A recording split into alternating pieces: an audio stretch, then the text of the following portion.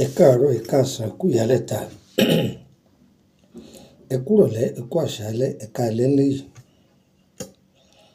Mo kí gbogbo ọmọ Yorùbá káàkiri gbogbo àgbáńlá ayé. Òní ọ̀sán wa o. Orúkọ mi ni Lukman ọmọ Ayédáre bàbá ọgbọ́n, ọmọ ọ̀dọ̀ àgbà. Ẹ̀yin èèyàn mi ayé wá nǹkan fìdílé tàbí kẹ́ fìdílé nǹkan. Ẹ jẹ́ ká kọ́ sáyẹ́ǹsì àwọn bàbá wa tí wọ́n fi lo ilé ayé wọn táyé fi gún régé, tí wọ́n fi lo ilé ayé wọn táyé wọ́n fi tòrò bí omi àjípọn. Ọyá ẹ jókòó, ẹ mú gègé yín, ẹ jẹ́ á kọ́gbọ́n. Ó ní ọgbọ́n kan táwọn bàbá wa máa ń lò tó jẹ́ pé tí wọ́n bá wà nínú ọkọ̀, tọkọ̀ yẹn ó bá dànù, Ọlọ́run á máa fi mọ̀ wọ́n. Sọ mọ̀ pé àwọn ẹ̀dá kan bẹ tó jẹ́ pé ara wọn ti gbàbọ̀dè tàbí kí wọ́n ti ṣépèlé wọn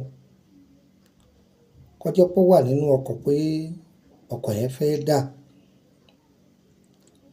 Ṣùgbọ́n mo fi ń dá ọ lójú pé tí o bá lo ewé yìí, ààbò Ọlọ́run yóò wà pẹ̀lú rẹ̀. Gbogbo ohun yòówù tí ó bá ṣẹlẹ̀, ìwọ ó bọ́ lẹ́nà kí nǹkan aburú tí ó bá ṣẹlẹ̀ ó tó ṣẹlẹ̀.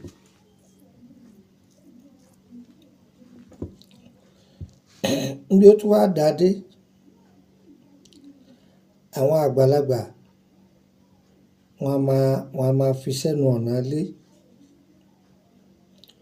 Bí wọ́n bá ta fàṣà sí, kò ní wọnú ilé náà. Tí ẹ bá gbé oògùn aburú wọlé, kò ní ṣiṣẹ́. Tí o bá ti jáde padà, yóò gbé kọ Ọlọ́run padà. Iṣẹ́ yìí dájú, ṣùgbọ́n agbára Ọlọ́run ó dájú jù lọ.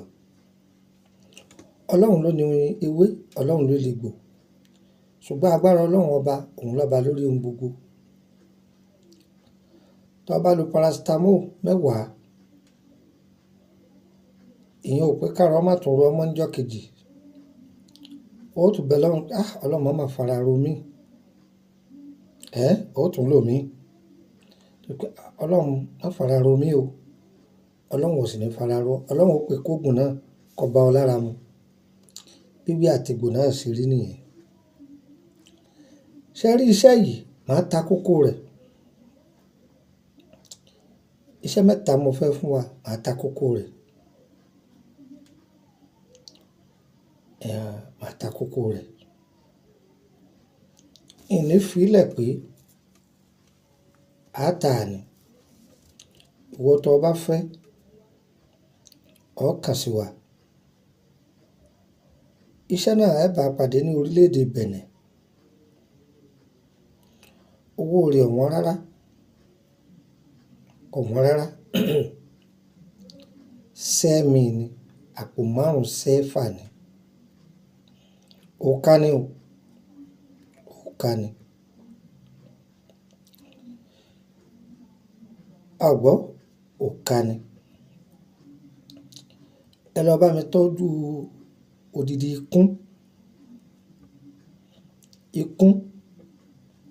ikún, ẹranko kan ní jẹ́ bẹ́ẹ̀. Ikún tí wọ́n pa lóòjọ́. Níjọ́ tẹ fẹ́ ṣe iṣẹ́ yìí, níjọ́ náà là á jáwé rẹ̀ o. Odidi ikún kan, ẹ̀ là láyà. Tọ́, ẹ bá mi wá ewé awẹ́dẹ. Ewé àlùpàídà. Ewé ẹ̀yìn bísowó tá ń pè ní ẹ̀yìn olóbe.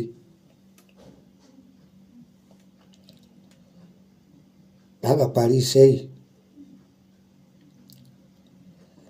Tá bá ti parí iṣẹ́ yìí, tá ju ewé yìí àtàwọn nǹkan tá fi kún, tá parí ẹ̀ tán. Inú ikún yìí là á parí ẹ̀ sí. Táwọn àgbàlagbà bá parí ẹ̀ sínú ikún tán, ó níbi tí wọ́n tọ́jú ẹ̀ sí. Ó sì ní iye ọjọ́ tí ó kà.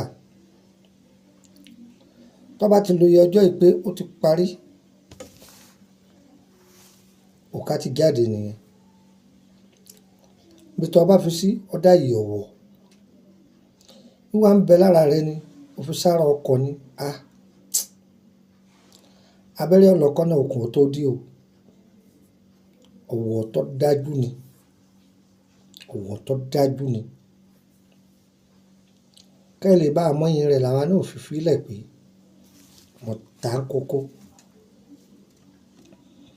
Wọ́n tó bá fẹ́ lórílẹ̀‐èdè Nàìjíríà, èèyàn sá pè mí. Ẹ pè mí.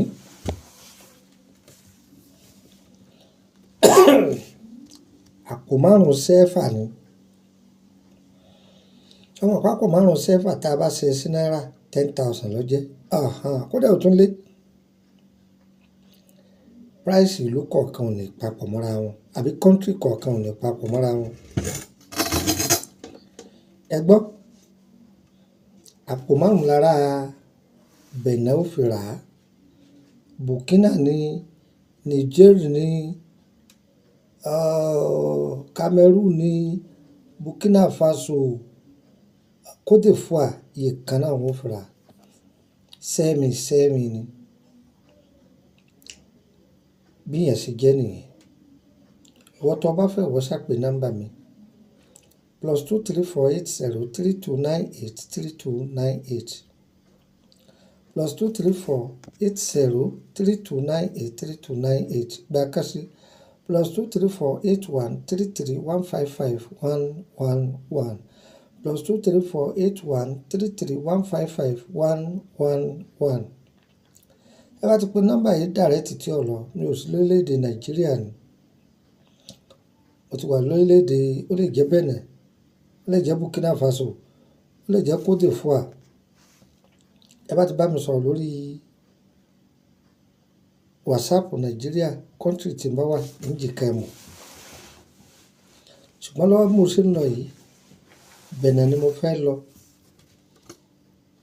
Ó ṣeé ṣe o kí n dé Togo o. Torí pé mo láníyàn àti dé Togo tẹ́lẹ̀. Ṣùgbọ́n mo ṣe ń lọ yìí, iṣẹ́ Benin ó pọ̀ díẹ̀ ńlẹ̀. Mo sì fẹ́ ká lọ clear rẹ̀.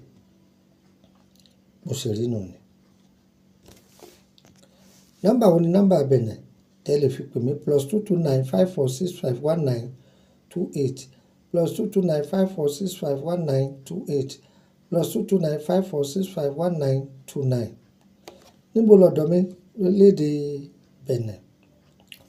Kòtí Èdégà kan ní Cotonou, níbi Túndé Motors, ibi títí ń ta mọ́tò ní kìí ṣe ibi títí ń ṣèwé ọkọ̀ o.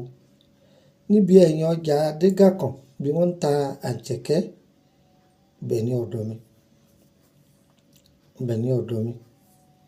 Títí Dimash táwọn ò tí ń bọ̀ yìí, pẹ̀lú àánú Ọlọ́run, a ti máa fọhùn ní orílẹ̀‐èdè Benin lágbára Ọlọ́run. Ìyẹn dúró bẹ́ẹ̀. Wọ́n tó fẹ́ join WhatsApp group yìí oríṣi méjì ni. Private 10,000 naira ni wọ́n fi ń wọbẹ̀. Wọ́n tó bá wà lórílẹ̀‐èdè Benin 10,000 CFA ni. Wọ́n tó fẹ́ ṣe àwọn ètò tá a ti fílẹ̀ ti pẹ́ bọ́yá ọ̀rá yìí sí a lè bọ́ sí tó bá ti sanwó ẹ̀. Ẹlẹ́ẹ̀kẹta, wọ́n tó fẹ́ béèrè nípa ìrìn àjò rẹ̀, ó sanwó ni.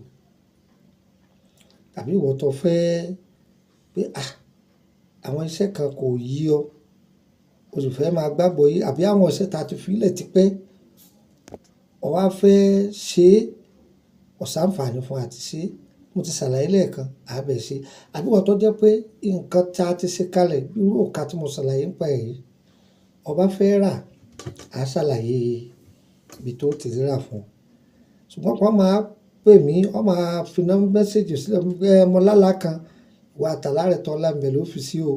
Ṣùgbọ́n ọ̀tọ̀ bá wà ní private, mo jẹ́ olóhùn kí n dá olóhùn. Torí owó lọ sanwó bẹ̀, èyí sọ owó kékeré. Tó tún bá yẹ ti parí, ọ̀sán mi. Ẹ̀yẹ wa kò ní yẹ lọ́mú lọ́dọ̀ mi lórílẹ̀‐èdè Nàìjíríà.